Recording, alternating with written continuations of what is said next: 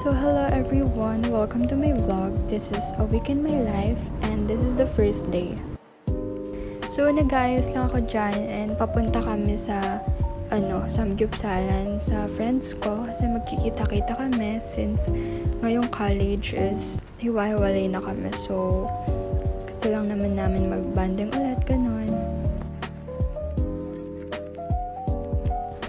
So dito, dumaan kami ng palengke kasi nag-crave ako sa street foods, yung mga kwek-kwek, fishball. So nagpabili muna ako, so naghihintay lang ako dyan since naulan. So ayoko kasi bumaba, mga putek.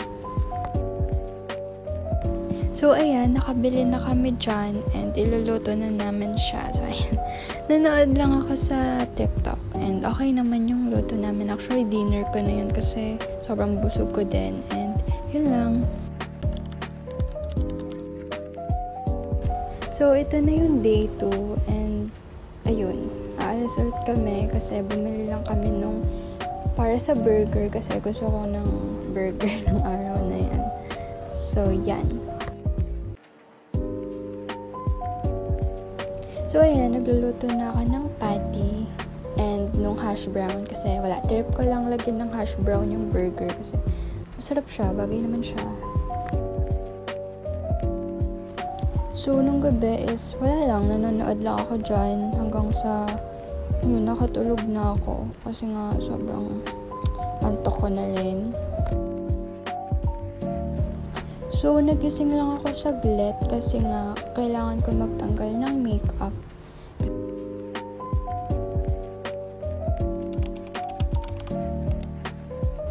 So, eto na yung day 3. So, may tinatapos ako dyang assignment sa ITP kasi ipapasa na siya. So, inaayos ko lang siya. Tapos, tinatapos ko lang kasi naumpisan ko naman siya nung nakaraan. So, ayan yung gawa ko. Naayos ko lang talaga siya nung araw na yan.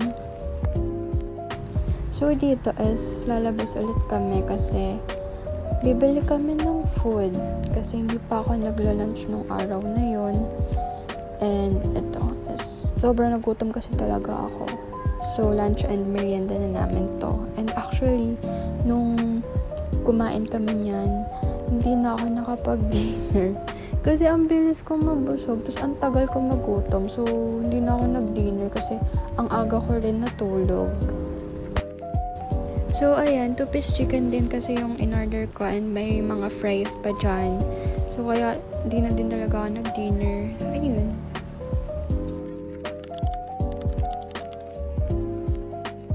So, ito na yung day 4. May pasok kami niyan. Tapos, may quiz kami nung araw na yan. And, sobrang baba nang nakuha ko. Actually, lahat kami mababa. And, hindi naman ako proud. Just that, sobrang hirap lang kasi and then dami rin namin ginagawa bago mag-quiz kaya siguro hindi kami nakapaghanda ng ayos. So, tapos na yung quiz niyan and hindi na ako nakapag-video sa loob ng room kasi nag-review kami, girl. Kinakabahan kasi ako noon and yun nga, lagapak. Pero babawi naman ako. And yun, na-disappoint lang ako sobra kasi nga, ewan ko ba, parang di ako nakapag-reviews na sobra. So, ayan, papunta kaming SM niyan kasi magla-lunch kami kasi may hinihintay ako niyan. Gawa, siya yung i-interviewin ko. So, may 2 oras pa kami kaya kumain muna kami. So, ayan, sa Jollibee kami kumain kasi wala, na-miss lang namin yung Jollibee din. Ayun, pabalik na kami sa sa NU. Kasi nga yun, magwe-wait nga ako. So, hindi na ako nakapag-video kasi nga nandun na yung interviewin ko. Pero ito is pauwi na kami. Yan.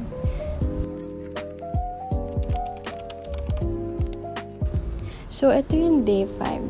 So, masaya ta kasi pupunta kaming National Museum. So, ayan, aayos pa lang ako niyan. Naglagay muna ako ng contact lens and yung kumpit sobrang sakit ng mata ko dyan. So, ayun, naglalakad na ako dyan pasakay ng bus. And, ayun, papuntang PTEX. So, eto, magkakasama na kaming magkaka-group and papunta na kaming National Museum. So, ayan, first time ko lang dyan kasi nung araw na lang yan ako nag-commute papuntang Manila kasi lagi kaming naka-kotse since, ayun nga, bawal ako mag-commute. So, dito lang ako pinayagan since college naman na ako. And eto, papunta na kaming National Museum, lalakad na kami. And ayan, nasa National Museum na kami. So, pumunta kaming National Museum kasi kailangan namin siya sa final requirement namin sa RPH. And yeah.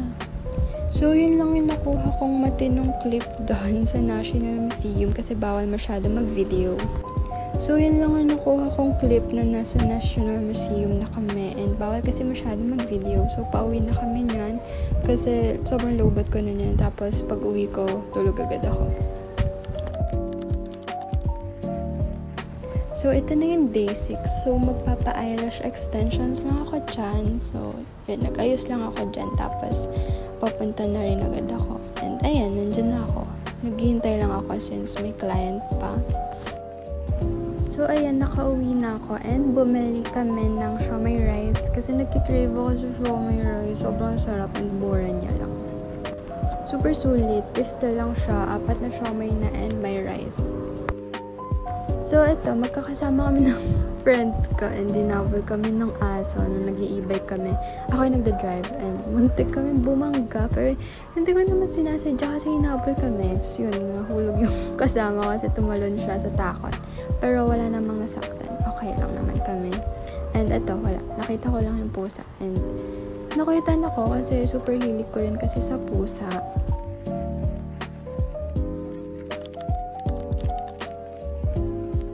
So, ito, day 7 na to, which is last day na nung vlog na to. And, ayan, nasa school kami nun. And, pinapanood namin yung presentation ng video. Sobrang nahihiya kami kasi hindi namin nagustuhan yung edit ng isang ka-group namin. And, actually, inulit namin siya kasi nga, ni-rush kasi niyang i-edit yun. So, nasad kami kasi nga nadamay kami na minadali niya lang yung edit. So, ang pangit nung kinalabasan. So, ang baba lang binigay sa amin yan kahit ayusin namin yung edit.